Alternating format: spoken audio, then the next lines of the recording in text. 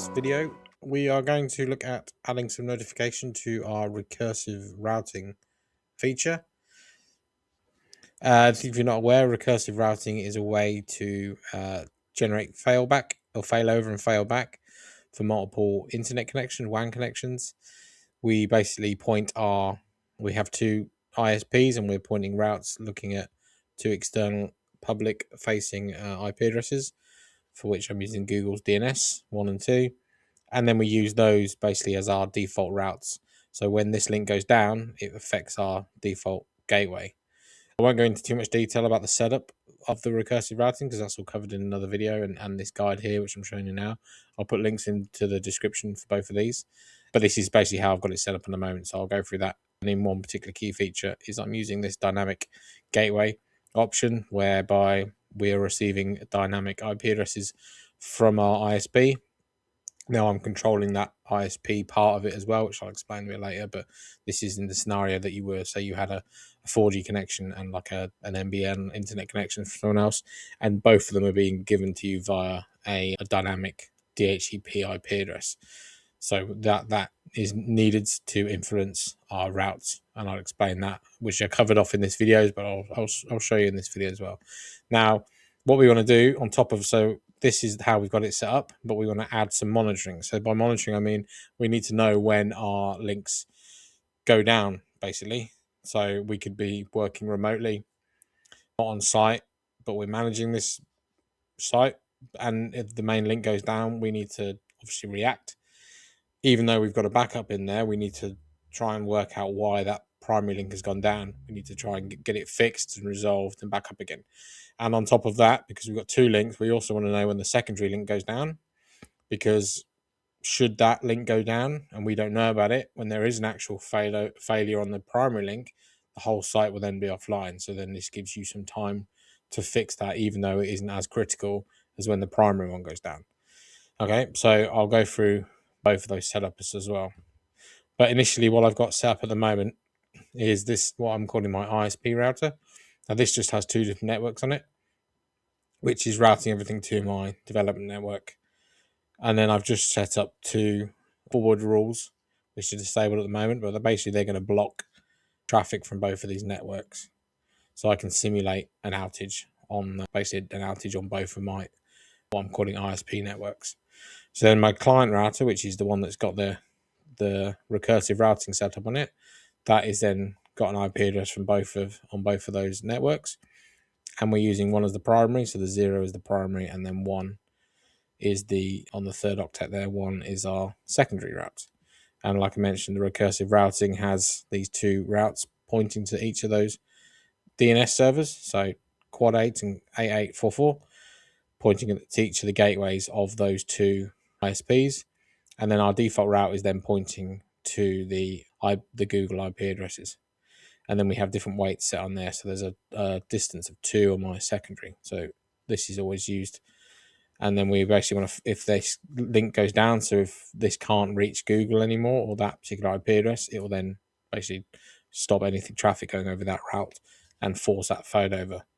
The bit I mentioned about the DHCP, if I go to DHCP client, see I'm getting both my IP addresses via a DHCP client, but I've got this script in here under advanced tab, which will basically grab my gateway IP address. So should my ISP completely change their IP addressing that they're giving me, and then I get a completely different gateway, if I'd statically set that in here, then that would break everything.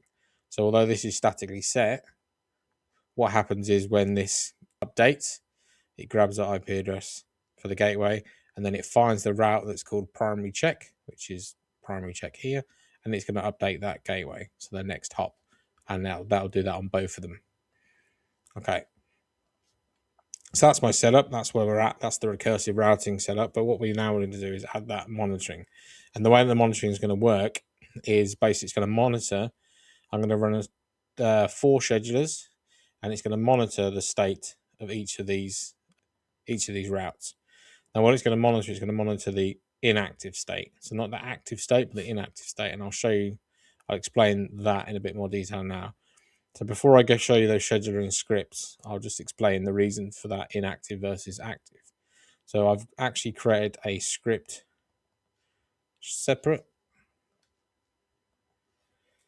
which is just to demonstrate this. So this is just a section which I'm going to show you in the larger script in a minute. So this is going to monitor the secondary route, which is this one here, and it's going to monitor it for inactive. So what it does is it finds the ID of this one based on the comment secondary route, as you can see there, and it's going to grab the status, and if the status of the inactive, and then it'll this is just going to log that status. So if I open up my log now, okay, and then if I run that, so run script, it prints out false.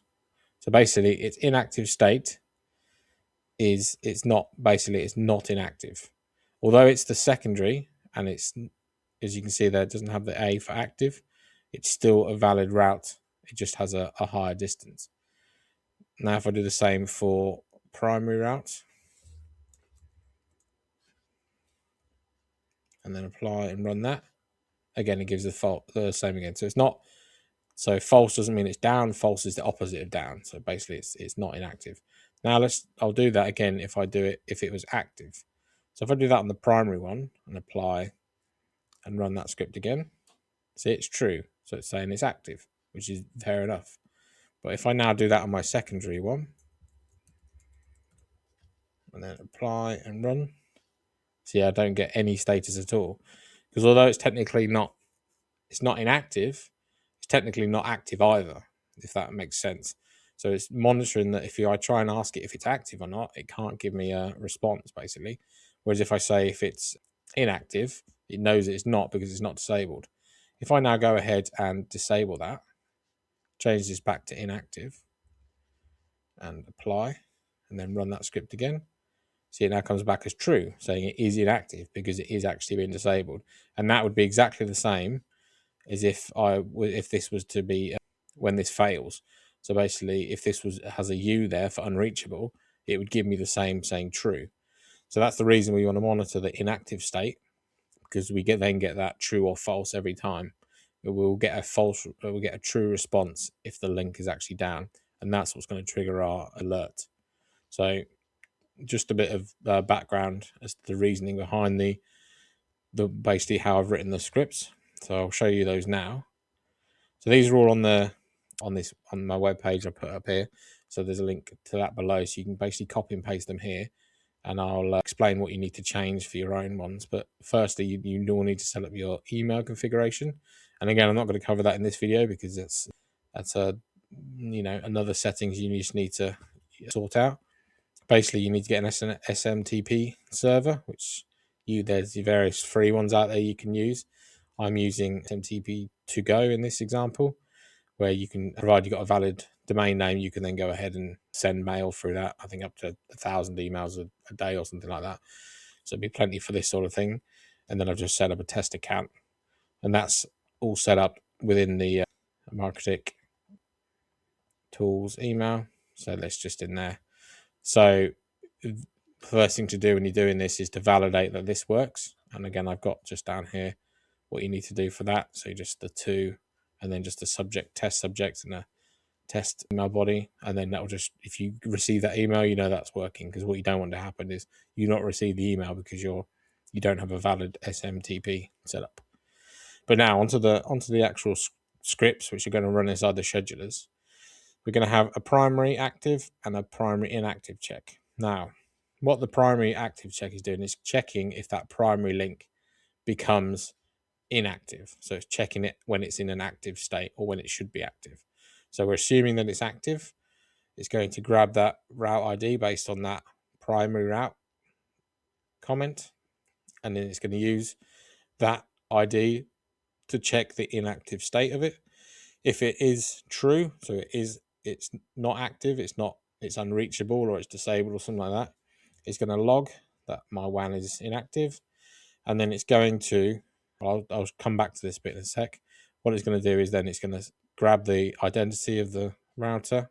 So this could work if you've got multiple routers out there, you know which one it's coming from, the date and the time, and then this is the email section. So it's just going to send it to my email address, and then it's going to, the subject, and then the body has those dates, time, and the router.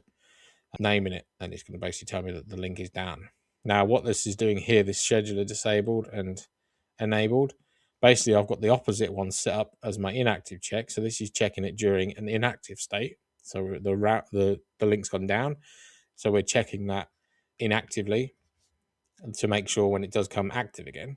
So again, it's checking exactly everything the same inactive state, except it now says when it's not true, then it will basically do the reverse. It's going to then say the WAN is now active, and it's going to disable this link and enable this one. So in a normal scenario, when everything is functioning as it should do, this is the only one that's going to be enabled, the primary active one, and this will be disabled. Now, when there is a failure, this will initialize all the alerting, and it will also disable itself, and it will enable the inactive one. And then when it comes back online, that will then reverse. Okay, so like I mentioned, we're going to have 4, so we have 2 for the prime for WAN 1, and we're going to have 2 for WAN 2, and these are doing exactly the same thing. The only difference is it's just monitoring that secondary route comment there. So we want to know exactly if the secondary rank. So if you do suddenly get 2 emails where secondary and primary are both saying that they're down, then you've obviously got a larger issue on site if you've got both links down. But we want to know at all times if links are up or down. Okay, so we could just be monitoring the failover. This would tell us basically if we failed over, but what it won't tell us is this is down, which is always key to know if your backup link is, reliable and ready to be failed over if needed. So to set this up, it's very simple. All we're going to do is we're going to copy the first one, go to our client router. Let's just enable that because that can go on now. Now we go to system scheduler, add a new one. Okay, and then what we need to do is make sure we get the name correct. So this one's primary active check because it uses that name to do that enabling and disabling. So make sure you haven't got any leading or trailing spaces or anything like that. No, we're all good. We're going to set the interval to run. I'm going to run it every 5 seconds for this example, but in reality, this would probably run every 10 seconds maybe, or even every 30 seconds. And certainly the secondary one, I would probably run that maybe once a minute because that's less critical to know, but you still need to know at some point if it's gone down and also come back up again. So yeah, 5 seconds, we can apply that. And I'll leave that open just there, and let's open another one. Okay, and then we'll copy that one across. So this is the primary inactive check. Okay, and again, we need to make sure we get that name right. So this one's primary inactive check. Paste that in, and again, 5 seconds. And we don't need to worry if we haven't got the right date and time set or anything like that because it's basically the interval. It'll run from whenever it thinks the time is, regardless. So you can see that's now running. That's run 7 times already. And now this one, we're going to just hit disable, and it's going to ask if you want to commit as well. And yes, so it's basically now disabled. Okay. So what I'll do is I will copy these 2. Okay. And then just close these ones. Now these are going to be my secondary inactive checks and active checks. So let's scroll down here. Now we want the one that's disabled is enabled. This is our primary one. Okay. Make sure we get the name right. 5 seconds, that'll do for this example, for this demo. And then we'll just go ahead and get the last one. So this is the inactive check one. Okay. And again, just copy the name from there, we'll do. Okay, there we go. And like I say, whatever you change, you probably just want to change the to address. And then if you have any more specific information in there, then you can add that in the body or the subject. Okay, there we are. So now we have primary is active and a secondary active check. Okay, they've run a few times already. As you can see, it's running every 5 seconds. It's probably quite a lot. It's not doing any logging or anything, but just keep an eye. It shouldn't add too much load to your CPU or anything else, depending on size device you're running, but it's just something to be mindful of. And then our inactive ones are disabled. Okay, so what we'll go ahead now, if I go onto my ISP router and let's simulate a failover. So this is for WAN 1. I'm just going to go ahead and enable this rule. So that's going to block the traffic. So we go back over to here and then we just wait for it, and we can also get a ping going. You can see it's failed.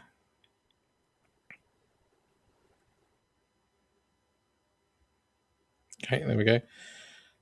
Primary router has become unreachable. Okay, you can see that there. Now that's gone. That's now disabled that active check, and the inactive one has come up, and I've got network access again. And if I just do a trace route,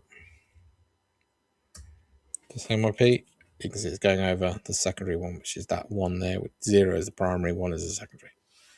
Okay, so if I go to my emails, yeah, so I've got an alert come in, and so my primary link is down from client, which is the name of my MikroTik client, and then it's just got the time, the date, telling me that the primary link has gone down.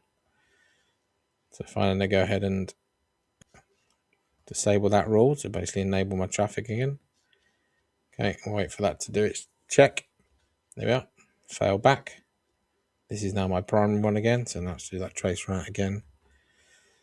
There we are. Fail back to the primary, and that's reverted back to how it should do. And if I look in my emails, there we go. There's my recovery, WAN recovery primary link backup. Okay. So we did now just do the same for the secondary one, just to show you that. Now this one won't change anything to do with my routing, but we should see these change themselves around. This should become unreachable at some point. There we go. Unreachable. There we go. See those swapped around now. Go to my emails. Wait for that to come through. There we are. Secondary link gone down. All the same information. But if I was to receive that email, I'd then think, right, I need to have a look at that, or get someone on site to confirm, check if it's a 4G connection, if it's a Starlink or something like that. Then chances are that it's could have run out of credit. Something like administrative could have happened. There we go. Now we failed back, and there's my come up again. Okay, so that shows that they're all working, and that gives me enough information now to hopefully diagnose or to begin diagnostics of what's happened. So as simple as that. All the information you need in detail is in this guide, and then there's a few sort of checks to do, and then some things just to double check on when you're setting it all up. But it should be pretty much plug and play, copy and paste, and away you go. So yeah, definitely if you're doing any sort of failover, I think it's important that you monitor it. You don't have to use email. I mean, there are other options. I've done videos using pushover, like an app notification as well. That's another option you could do. You could do anything. You could fire off any sort of L command using an external notification provider using their API. So email is just an easy one just to demonstrate, and it's one that's pretty much accessible to most people. But yeah, any other questions? Any other tried this, or you want to do it a different way, then let me know. But if not, I'll say thanks for watching, and see you in the next one. Thanks. And don't forget, I also offer my couple of training courses that I've got. Basically, a beginner's course and a more in-depth one into Wi-Fi and Capsman. Both courses are available. They're online, lifetime access, one-off payment. They're not a subscription service or anything. And they also, if you're interested, there's a bundle where you can get both of them for a reduced price. So all links in the description below.